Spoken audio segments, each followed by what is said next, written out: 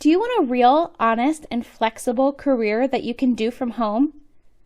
This is not another direct sales gig or one of those fake get-rich-quick schemes, but a real, professional, and flexible way to earn a legitimate 5 to 6 figure income around your lifestyle. What I'm talking about here is bookkeeping. And yes, you heard that right, bookkeeping. This position has been around for over a century and has been an upstanding and honest career path within the financial industry. A bookkeeper is the backbone to any business and the right hand to a CPA or EA. Traditionally, this position has been in an office setting or placed within an accounting firm. But with today's technology and cloud-based programs, bookkeeping is now available and trusted to be done anywhere. This is why I've released my Home Bookkeeper Masterclass. This class gives you all the knowledge and insight on how to launch your very own home bookkeeping business and goes along with the #1 accounting program in the nation. You'll also receive a business resource guide on my favorite bookkeeping aids and how to use them, and a Pro Advisor study guide to help you pass the free, yes, I said free, online certification with the same accounting program that I use at my bookkeeping firm, EDJ Consulting. Head over to the resources page at emmadon.com to enroll in the Home Bookkeeper Masterclass today. Hey, wine moms, and thank you for listening to this MW Network and Emmadon production. Now available on Spotify, Apple Podcasts, Google Podcasts, themommywines.com, and wherever else you get your favorite podcasts. For exclusive content and early access, make sure to tune in on Patreon. I'm guessing that didn't work. No, it did not work. I'm just not going to try anything fancy, and recordings and COVID are just going to be different than they used to be. How did you do them before? I used to do a lot in person. Oh, yeah. And then I would have like a remote guest occasionally, but with COVID, I kind of have been working out the kinks of doing remote recordings, which has been super cool because I'm not restricted to just Salt Lake City. But yeah, we're still working kinks out, and I'm like, I just got a microphone, so there's not like any breathing, and the quality would just be better. But it doesn't. I can't hear every time I plug it into my phone to record on the app. So I'm like, okay, well, this is useless to me. I was Googling, and one of the things was about how do I use an actual microphone with my phone. So maybe it'll be a Google solve you can try for next time. Oh, yeah. I hope so. I'll probably have to get some kind of, I don't know, headphone microphone situation. But yeah. Anyway, I'm so glad to have you on the show today. I read, I found you on Instagram, and your profile really stood out, and you have a book coming out. So the book came out back in December. Oh, awesome. So it's already out. You can go ahead, order it, read it. Yeah. Nice. Now, what inspired that book? I was so interested in hearing that story. Oh, my goodness. So it's funny. I am happily married now to an incredible man, but my first marriage was a little different and kind of rough. And that was really the inspiration behind it. So my first husband was an alcoholic, and we separated when my kids were 1 and 3. And really? What I thought was fascinating at that, and you might be able to relate to this as well, because I think your son is similar age, but there's no resources when your kids are that little on how to talk to them about divorce and what's happening. And it's a really awkward age where there just aren't good resources. And I got divorced when I was 30, and half my friends weren't even married yet, much less already getting a divorce. So there just wasn't anyone there. And it was actually my ex-husband's brother who was like, you should be writing all of this down. You could write a book. And I didn't actually think I would write a book, but I've always been a journaler. And so I was like, well, maybe I should be journaling. So I just would type every night after the kids went to bed. And that was kind of how I healed through our divorce. And it's been 5 years now. So I'd kind of gotten to a place where I felt like I had not an ending, but something that would have like a good, feel good, hopeful story for people. if they were to pick it up and read it when they're going through something challenging. Oh, yeah. And I used to love reading books like that were kind of journal diary style. And Yeah. like, I remember when And I was in like high school and stuff, like those were my favorite ones to pick up and read. yeah, I certainly, I There's think none it, for grown-ups, but maybe your right. book is like that diary book for grown-ups. Yeah, I certainly tried to keep it, chronological and kept a few entries in there, but tried to put it in more of a book format with a few journal entries See, here and there in true form. I think that's what, because I had a pretty similar situation when I was going through my pregnancy and parenting with my son's dad. And I started, blogging about it, basically using my blog in the past as a journal. And then I would post it. And I don't think there are a lot of resources, especially when it's kind of like the rough and tough emotional stuff. And like there's not a lot of point of views. People don't really share that much when they're in a situation like that. And I think Yeah. that's why like my blog got super popular and why I think a lot of people are going to rush out and either order it. Do you have like a Audible or like a Kindle version? I have a Kindle version. I haven't done Audible yet. So right now it's just on Amazon in paperback or Kindle. Okay, people. Well, you're going to have to go old school and pick up an Right. actual book. Maybe also get like a page saver or a bookmark, real Ice Age kind of stuff. That's right. But yeah, I think that's why things like this become so popular is because there's a lot of people who are kind of like, they kind of just brush it under the rug. It's kind of painful to talk about. Oh, for sure. And I think that's part of what I want to help get people away from, which is so hard. And, I look at people who are, trying to make it more mainstream to talk about the down and dirty stuff that's happening. I think about people like Brene Brown or Glennon Doyle, who I totally respect and they inspired a lot, particularly Glennon for me. I talk about her a lot in the book, but just this idea of not being ashamed of what you're going through because other people are going through it too. And it may not be the exact situation, but the emotions are the same. Like everyone Yeah. has those same feelings. And just to not feel so alone, I think is really helpful for people. Hey, wine moms and puppy lovers everywhere. I wanted to let you know that our new store, The Fetching Barker, is now open. Shop the cutest and eco-friendly, natural, and handcrafted dog supplies. The Fetching Barker has everything your pup needs and so much more. From toys to travel essentials, a wide line of CBD and hemp products, snacks and treats to handcrafted accessories.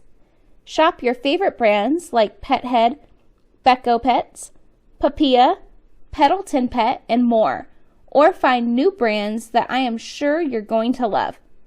Visit thefetchingbarker.com and feel good that a portion of all profits go to support global conservation efforts. I mean, this is the planet our pet loves, right? That's thefetchingbarker.com.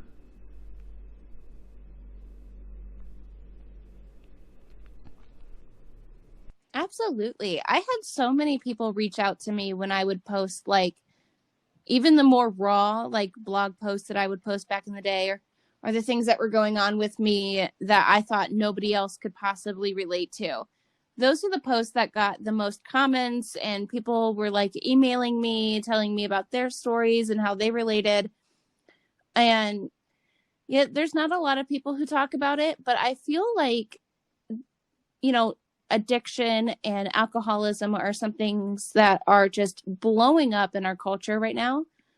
Yeah. And it's funny. I don't know when this will air, but just like with everything with COVID, it's funny. I still drink today. I was not the one who had a problem with alcohol. So I think the big thing with me and my kids is teaching them like what healthy drinking looks like and unhealthy drinking so that when they're older, they're not afraid of alcohol, but also treat it with respect.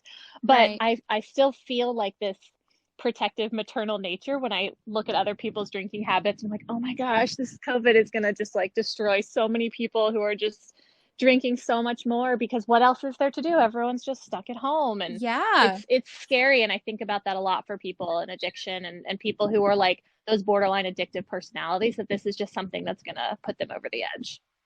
So I like that you mentioned, you weren't the one with the problem, that have been able to handle alcohol responsibly. And that's something I mention at the end of every episode, parent and drink responsibly. Right. But how does that form your view, going through that situation with your ex-husband? Are you more like on top of it? Are you going to be, the parents that, oh, text me or call me, don't drive, It's funny. You'll have to ask me again in 10 years. My oldest is 9. No. And my hope is, and I won't like give away the story, but my ex actually died at 36 from alcoholism. That's so So young. that brought up, it's so young. And what was crazy about him, and where I think about things like what we're going through right now, is yes, he always had a drinking problem. Did I realize it? Not necessarily. I just thought he was someone who drank a lot, but not that it was controlling him. Yeah. It wasn't until I literally walked in on him in the morning drinking that I realized, oh my gosh, this is like a real thing. You actually have a problem. But so for her, and for my son, he died when my ex died when my son was only 2. So for him, his whole situation's been very different. He was really never a part of his life. Yeah. So his questions have always been different and like less of an issue so far. But my daughter was 5 when he died. And so she's always had lots of questions, and we just kind of age appropriately talk about it a little more each year. But for her and for him, I just kind of hope that like, they'll be able to say at a party, no, I'm not going to have any. My dad was an alcoholic and died in his 30s, and I'm just going to, take it easy for now. Because, some of the things that I talk about with them were, because they'll see me drink wine with dinner most nights. And, I try not to like hide alcohol from them so that it's a part of their lives and they understand it and can be around it. But I just say, it's for adults. Your bodies are still growing and it impacts you differently, which is something that I had learned, going through, his rehab. They had classes for the families during those times. And so there were like a ton of interesting facts that I just learned about alcoholism that I've tried to like age appropriately share with them as well. Hey, wine moms, let's shed those pesky COVID-19 pounds together and let's get active again. Summer is just around the corner and the weather is heating up. There is no better place to be for you or your health than outside in the sun and fresh air. So let's tackle the trails in a pair of Zaya Active joggers or shorts. Let's lounge by the pool in the new mix and match swimwear, or hit the gym in a sweat-wicking compression fast-drying pair of no-fuss light and tights. Whatever your activity may be, let's do it with Zaya Active. You can do so by visiting myzaya.com/Emadon.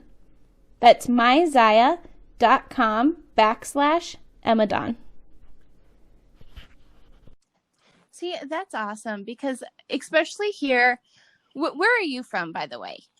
I'm in Richmond, Virginia. Lucky. Beautiful place. I am in Salt Lake, where everything is awful.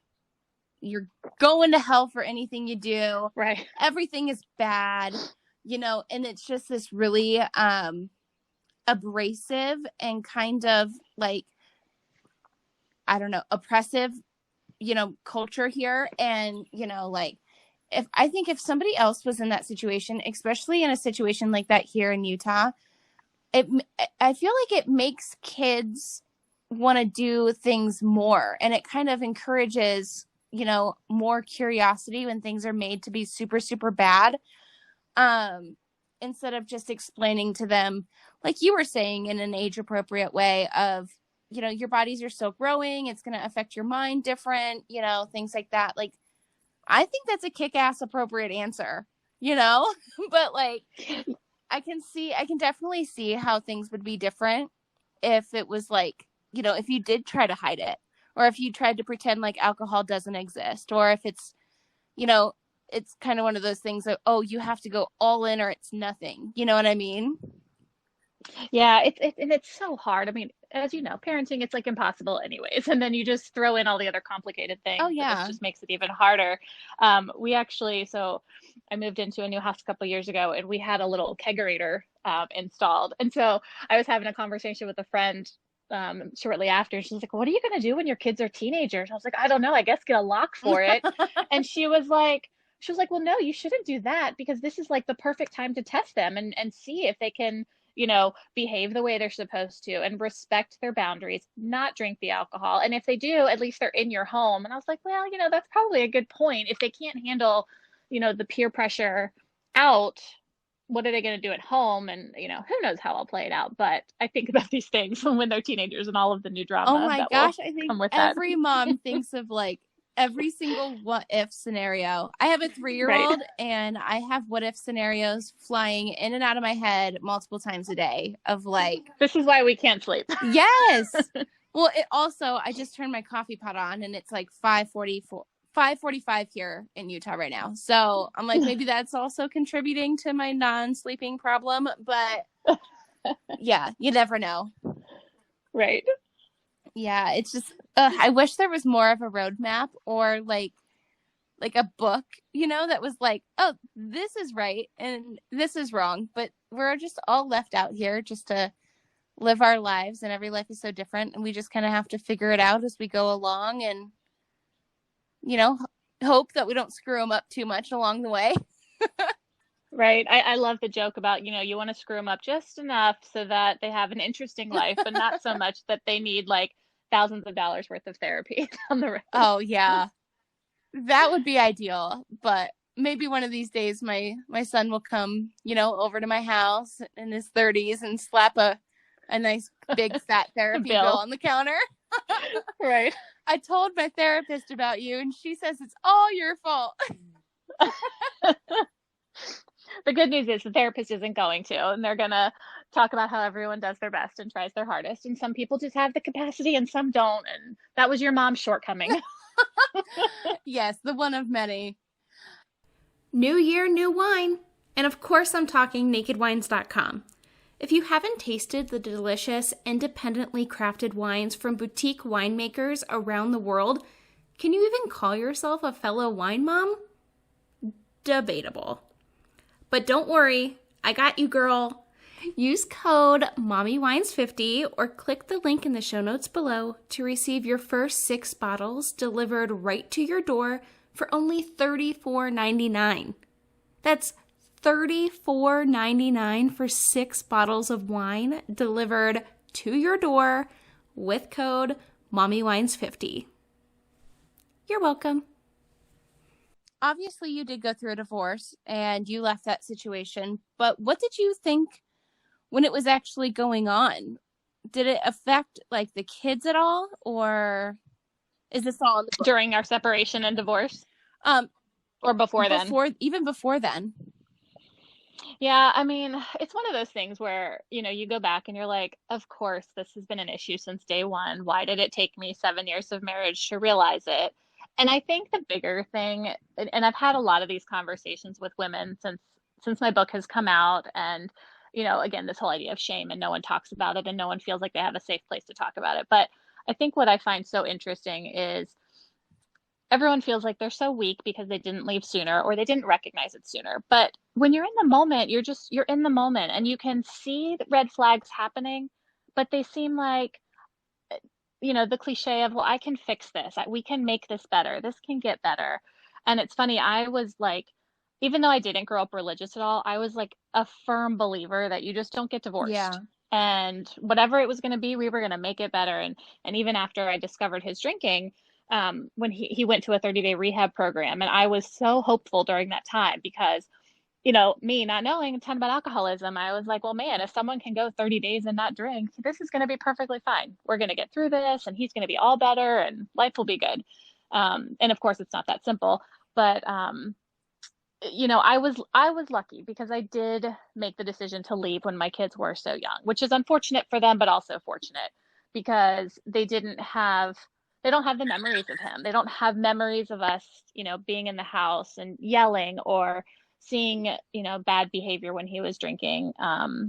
they don't have memories of their parents fighting, things like that, that I'm really grateful that are like that. And a lot of their memories are based on what I tell them or the photos that I show them. Yeah, that's good. At least, some people will definitely stay together, for the kids, or they'll use it as an excuse, but I think it's more beneficial because you said you're in a happily married now, you're in a great Yeah. relationship now. I think it's healthier to show what like a healthy and happy relationship looks like than staying in one just because, you got married or just because you have kids. I think it can do a lot of harm to kind of show that unhealthy relationship because, kids are sponges and they're going to grow up and they're going to see, what their parents were like. And if they were in an unhappy marriage, they might be in an unhappy marriage. And it's not as much fun as being in love. Exactly. You're so right. And I think it's funny. I talk about it in my book, but like, I think if there had not been kids involved, I would have stayed forever. I would have tried to support him, tried to help um, him overcome his addiction and help him on a road to sobriety. But because of those kids, I just couldn't risk it.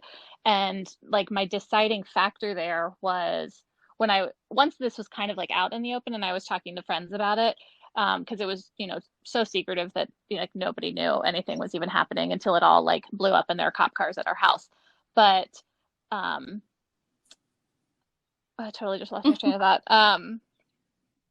Oh, so what I thought was so interesting and what kind of like solidified my decision was when I would talk to friends, they would say, "Oh, well, my mom was an alcoholic or my dad was an alcoholic. I wish the other parent had left. Like, I wish my parents had split Yeah. up. I wish I hadn't grown up in that household." And literally, I think I talked to 5 people who had one of their parents was an alcoholic, and all of the relationships, I think the other parent had stayed together. And literally every single one of them said, "I wish my parents had split up." And I was like, all right, that's all I need to hear. Like, if you feel like your life was worse having to grow up in that environment, that's all I need to hear. And That's I just didn't waver. I made the decision, and that was it. that has to be like a super hard decision. I know it was for me when I kind of, took a step back and had to limit like my son's exposure to his dad due to his alcoholism. But, when the odds are higher than a dentist recommendation, I think you're making the right choice. Right. Because you can pick up any toothpaste on the shelf and they're like 4 out of 5 dentists. But when you get all 5 stars or like all 5 people on board, I think it's like, okay, well, this is better than Colgate. I'm going to go ahead. Right. Are you a fan of the Mommy Wines podcast? Well, of course you are, or you wouldn't be hearing this right now. One of the best ways to support the show you love, besides obviously tuning in every Wine Wednesday for new episodes, is shopping the Mommy Wines merch store on teespring.com. This is where you'll find all of the Mommy Wines branded goodness, mugs to hold your coffee over cardio morning Java, iPhone and Samsung cases, premium ultra soft hoodies perfect for upcoming cooler months, and of course flowy tees and tanks flattering on every mommy out there. Go shop the Mommy Wine storefront on teespring.com and make sure to use code WINEMOM for free shipping. So we do normally do a confession on this show. Did you prepare any kind of confession?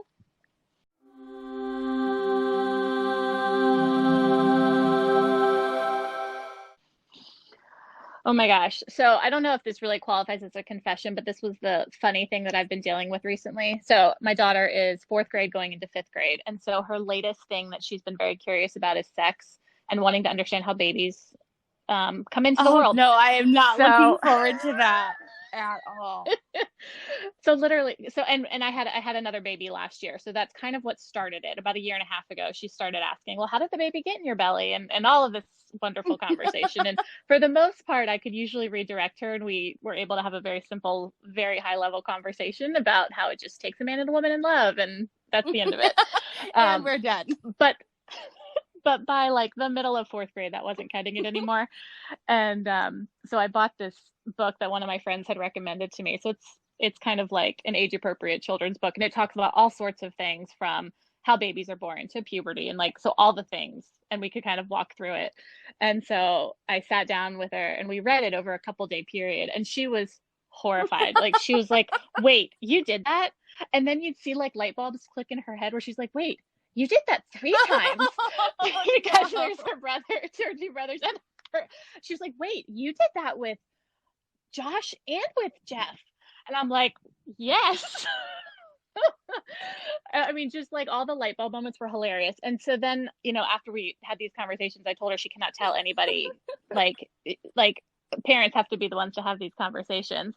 And I trusted her to do that. And then about a week later, I get a text from my neighbor whose daughter's in second grade. No. And she's like, so apparently Peyton was talking and about how babies were born and sex to my second grader. And I thought I was going to die. It was mortifying. And that was like 2 months ago. And then just this morning, I get a text from another neighbor whose boy lives across the street from us. And she's like, yeah, he was in the car with his dad and started talking about where babies come from and said Peyton told him. And I was like, oh my gosh, that child. I said, was this recent, or do you think she said it a couple months ago? Because I needed to know how mad to be. I feel like there's always a curious kid, and those parents are the parents that get stuck, because once you tell a kid that, like, I would not have been able to keep that a secret. Luckily, I wasn't the one that was curious. So my neighbor across the street told me, but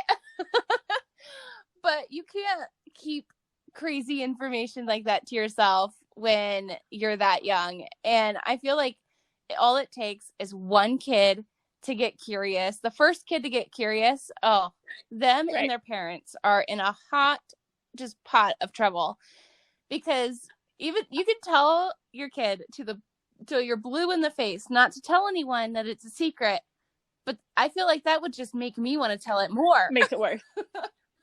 Well, and we don't say secret, so I try not to use the word secrets, but I did say, this is stuff that you should really be hearing from a mom and a dad. I don't want you telling your friends about this, just because she had come to me with some funny information. I can't remember what she had said exactly, but it was like all the wrong body parts that she was talking about. And I was like, no, that is not sex. And that was like where our conversation ended, just that she had been told incorrect information. So, like on the one hand, yes, they, that's totally normal and the kids are going to do that. But I had to remind her, I was like, your neighbors, they're younger. Are you going to go and tell your younger brother about this? And she said, no. And I said, well, it's the exact same thing with your friends. You can't tell them.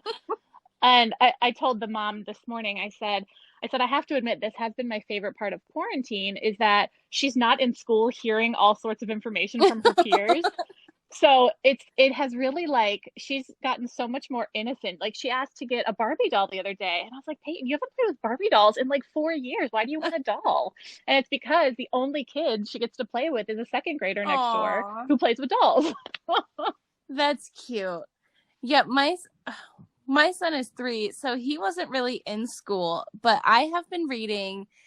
So on the Mommy Wines podcast Instagram, people send me stories or like DM me with like random stories, and I might start reading them on the air because I run out of confessions. But the Mommy Wines podcast gang is like never short of an interesting story. I get the craziest DMs and the craziest stories sent to the email. And there are some things there are some who are like, I'm dreading my kids going back to school because they are so nice, so quiet, they've gotten so well behaved and so innocent.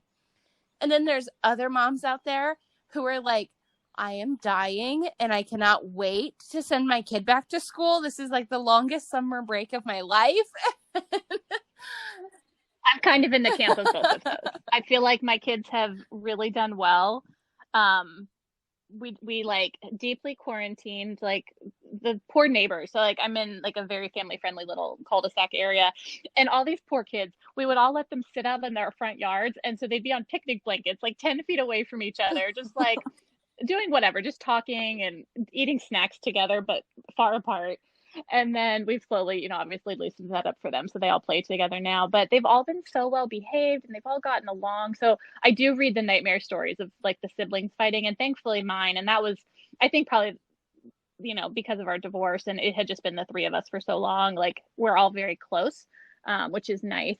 But it has been rough. Like by the end, our school technically just ended this past week, even though, obviously we haven't done much in a while.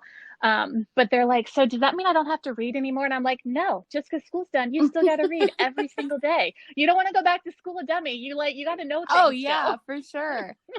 I'm just nervous because hard, Milo is supposed to be starting preschool, and I don't even know what it's going to look like. I don't know if this is like going to be the new normal for maybe even like the next couple years. I know. I'm dreading that. I am like, okay, it's out there. You can't fear everything in life. There's much scarier things happening in the world, but I'm like, is this really what it's going to be like? Like, because I am with you. I will wear the mask because it makes other people feel better. So if I go into a store, I will wear the mask. I don't need to be disrespectful. Yeah. But I'm not in the camp that it's all that needed. I know, but also especially for these poor kids. I know. And then it's like, well, I'm like nervous because I'm like, okay, all these other parents have like bigger kids, especially in my neighborhood. Like Milo's one of the youngest kids. And I'm like, older kids, I'm like, okay, it's easier. They can log on to the computer. They can do some, work, or they send stuff home. But I'm like, Milo's going to be starting school in this whole Corona situation. And I'm like, what is it going to look like? It is so crazy. I think you're in a good place with him being 3. It's not like he's trying to learn to read yet. So that'd be my biggest fear is if my kid, like my middle child, Ryan, just finished 1st grade. So he's like on the bubble. Like he's got all of his sight words down, and we really need to be moving on to like some more advanced stuff. And that's just challenging for me because I don't have the patience. Oh my gosh. I don't know how these elementary school teachers do it. I am with you. But I don't have it either. I don't have a home schooling bone in my body. Like So I got a good confession for you. Yes, so this is probably like, this was probably 2 weeks, 3 weeks into homeschooling.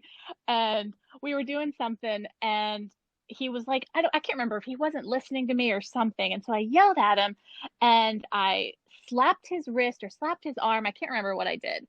And then he yelled at me and walked away. And I said, Ryan, is that how you would treat your teacher? And he said, my teacher wouldn't hit me like that. And I was like, oh, damn, you're so right. She wouldn't hit you like that. Not unless you're sending him to Catholic school in the 50s. Fair point. So ever since then, I was like, all right, no violence in school. We can't have that anymore. Oh my gosh. Yeah, I would not. And it's crazy too, because it's been just me and my son for so long as well. And he just doesn't look to me as like a teacher style person. Like when he's at daycare or when he's in like, because his daycare is a half preschool, half daycare. So they teach the little kids like a Head Start program. And so they like kind of prepare them to go into preschool in kindergarten. And it's kind of nice because he gets like a little bit of routine. They have learning time and play time and snack time and outside time. So it's really like strictly organized, kind of like a little bit toddler army, and and he gets so used to it and he thrives in that kind of behavior. And he, like, I always get these compliments, like when I pick him up, they're like, oh, Milo's such a sweet boy. He's so cute. Right. He was so good today and he colored you a picture. And then I get him in the car and he's like screaming, kicking, like yelling at me, wanting to get chicken nuggets. And I'm like, oh my God, who are you? Like Jekyll and Hyde, 100%. I know. Can I have the daycare kit? Yes. Are all of your daycares closed? Most of them are. Some of them remained open for like essential workers. So you had to get a letter from your employer saying that you were an essential worker, and it had to have, I don't know, some kind of code with the county. But ones that were private remained open under like CDC kind of guidelines for the state. But I know a lot of the states completely shut down. Yeah, ours is kind of 50-50. The one that my youngest goes to, the 1-year-old, his closed the middle of March. And so that was the biggest challenge is I've been working full-time from home. My husband, lucky him, essential, gets to go into an office. So it's me and the 3 kids, which means my 9-year-old basically became a full-time babysitter anytime I had meetings or was trying to like get like a block of work done. So she's had to mature up quite a bit for that. But I was thinking about it just recently, how awful it is going to be when all of these daycares reopen. If you think about like the schedules they have them on for naps, and now Oh, every no. child is going to be on a different, it's going to be like a nightmare. I cannot imagine how hard it is going to be for them to sleep train everyone and get everyone on the same Oh, cycles. yeah. Because we're just like, whatever. He wakes up so early that we're down for a nap at 9. And I know that daycare didn't do nap until closer to 10 or 10:30. And, it's going to be really interesting and awful for them. There are some things like, I don't think the daycares needed to close because kids aren't really susceptible to it. I think I read that they could be carriers, but, Yeah. It kind of made sense. So many parents started working from home or they changed jobs where they were able to be more flexible. I'm curious to see how many businesses actually bring their employees back or just leave them working at home because they're probably saving so much money right now. So much money. I've thought about that too, because I know that there's got to be like a huge output for like setting up a lot of the virtual stuff. But like I work for a really large company, and like the amount of money they must not be spending to have the air conditioning on full blast. Like I'm sure it's still running, but it's probably at like 78, not Yeah. 68. And we have a couple offices and they have shuttles that go between them. The shuttles aren't running. Like so much stuff that they're not spending money on. And they have found, and I think many companies are like this, is because we have so much flexibility for when we can get work done, they're seeing even more output than they normally do. Yeah. So I'll be really curious what kind of flexibility we have when we go back into the office. Because I think I still want to go see people, but I also really like working in yoga pants 7 days a week. Yes, that's my thing too. Is like I've kind of been pushing businesses. One of my programs that I do is a virtual program, and I'm like, I like to have the option to come in if I want to, maybe get dressed, put on some mascara, brush my hair, and go Right. in and say hi to Mascara, what's that? like say hi to some people. But I do get really productive at home when I don't have to do any kind of running around, or if I don't have to get Milo ready and get him to daycare and then drive in the rush hour traffic to an office. Because by the time I get there, I'm already exhausted. And then, Right. Work for a few hours and then do that whole routine again. It really wears on me by the end of the day. So I love being able to just wake up, work from home, have a slow, calm, relaxing morning with coffee and breakfast. And then Milo goes off and he watches a movie or plays with his toys. And then he starts to bug me around like 11. And I'm like, it is so nice. And I know there's a lot of people who either hate it or love it.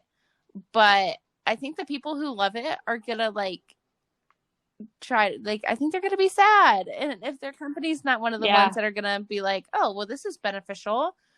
Our employees are happier. They're, more productive. It's a more flexible lifestyle for them. Let's just keep it. I'm curious to see which companies do that. Hey, wine moms, let's shed those pesky COVID-19 pounds together, and let's get active again. Summer is just around the corner and the weather is heating up. There is no better place to be for you or your health than outside in the sun and fresh air. So let's tackle the trails in a pair of Zaya Active joggers or shorts. Let's lounge by the pool in the new Mix and Match swimwear, or hit the gym in a sweat-wicking compression fast-drying pair of no-fuss light and tights. Whatever your activity may be, let's do it with Zaya Active. You can do so by visiting myzaya.com/Emadon. That's myzaya.com/Emadon. It's fascinating. I'm an introvert at heart. So like secretly I love that I've been able to like have an excuse to not go out and see people. And I realized I was shopping at Target the other day and I had my mask on because they are required in Virginia when you're indoors. And I realized I think I know that person over there, but I'm in a mask and they're in a mask. So I don't have any obligation to like say hi and stop and chit chat. Yes. Even though I kind of want to say hi, but I also kind of don't because I just want to keep on my way. And the mask is so hard to tell who anyone is. So you don't have to have Yeah, small I talk. love it. Me and my boyfriend went out to eat for like one of the first times at like a sit down restaurant. We went to Olive Garden last night, and I'm looking Nice. around and they're not seating anybody behind us or next to us because they're doing like every other table, Too nobody close. in the middle. And I'm like, I kind of like this. Like, I like that they're not seating, Yes. you know, Right on top of right, each like, other. You can actually have a conversation and not listen to yeah. someone And he's else's. like, you're just thriving in Corona, aren't you? And I'm like, I kind of love it. Like, it's awkward and it's kind of annoying sometimes, but like as like an introverted person myself, like I love it. And even these recordings, I used to do them at my home office, or a co-working space downtown. And I don't have to get ready. I don't have like, I'm just laying here in some leggings and a sweater because I keep my house on like an ice cube, you know? And I don't have to get ready. I don't have to be presentable. You know, I don't have to meet anybody in person and have that awkward, like, you know, pre-conversation. And Right. it's been awesome. I've been able to talk to way more people from all over the place. I'm like, it's been, for me, like I wasn't negatively affected. I can definitely see how it could suck for a lot, but like I've kind of been thriving in quarantine. Yeah, it took me a while. There was I can't remember. It was again probably like 2 or 3 weeks in, like when we're all having that realization of, oh shit, this is not going anywhere. We're like gonna be home for a while, and there's no Oh, end I in sight really now. thought it was going to And go away. I thought it was going to be like 2 weeks. oh, I'm like, they can't shut down the whole world. Like, this is insane. It's like, insane. Well, that's what I thought at first too. So our last day in the office, we knew starting the next day they wanted us to start working from home, and that was I think March 12th. And everyone on one of the dry erase boards in the hallway put their dates where they thought we'd be back in the office. I am pretty confident that the latest date someone picked was like the end of May. And I remember thinking, you're crazy. There's no way we're home until the end of May. And now we probably aren't going back this year. Right now, they've told us maybe by Labor Day, but I still don't think they're going to. And if they do, it's going to be like the staggered work schedule. It's going to be like if you want to go back. I don't see it happening. I think that especially if schools don't go back. yeah. Especially if schools don't go back. Yeah, that's, Which I is feel just like so the nuts. schools have But been like like 2 weeks, the play field. the Yeah. driving factor. Like that's what Yeah. they're kind of comparing Yeah. everything else to. Yeah, but like 2 or 3 weeks in, when like the news reports started coming out, like this is like a long-term thing. Nothing's going to be open, and the world is like shutting down.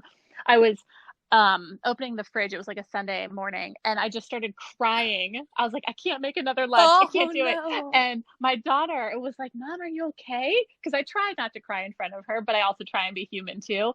But I was like, I just need a minute. And I went up to my room and I just like sobbed for like 5 minutes about all of the meals.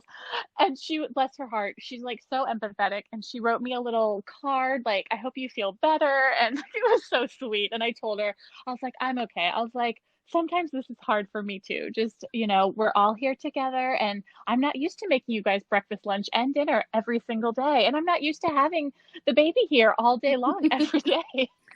Yeah, it's a lot. And so then I was able to have my realization moment and, get better and get through. And so now I'm in a great place. I'm totally in a groove, but it took a while to get into that optimistic and comfortable spot. There's been some highs and lows for sure, but I'm just, I don't know. I'm kind of hoping that this is just one of the things we'll read about later on. Our For kids, sure. It'll be in like a history book of, like when you learn about tuberculosis or something else crazy, like, oh, that one time coronavirus, the whole world shut down. Crazy. So crazy. But yeah, I'm hoping things go back to normal. I keep hearing the phrase new normal, and I'm like, ugh. It just puts a bad taste in my mouth. Like, I work in marketing, and I was on a WebEx with a research firm talking about how they hated that word and never to use it in marketing. It's the worst. And I could not agree more. It is. It's awful. So tell everyone where they can find you on social, where they can get the book, what the book is titled, all the good stuff. Thank you. Yeah. So I'm on Instagram, The Other Side of Motherhood is my handle there. And then the book is called The Other Side of the Door by Ashley Adams, and that is available on Amazon. I think you can also get it on barnesandnoble.com as well, not in the stores, but available on Amazon, and you can get it in Kindle or in paperback. Awesome. I'm going to order a copy. I'm excited to read it. Well, thank you so much. This was so fun chit-chatting with you. It was awesome. Thank you so much for being my guest today. Thank you for listening to this episode of the Mommy Wines Podcast. Make sure to leave a rating and review. To support the show you love, check out the exclusive branded merchandise on themommywines.com. For extra sassy, honest, and potentially controversial content, make sure to join me over on the Mommy Wines Patreon. Also, don't forget to check out the other shows on the MW Network. If you love scary stories and true crime, you'll love Tales After Dark. More shows are coming soon, so make sure to stay connected on social at Mommy Wines Podcast. And until next Wine Wednesday, mamas, parent and drink responsibly.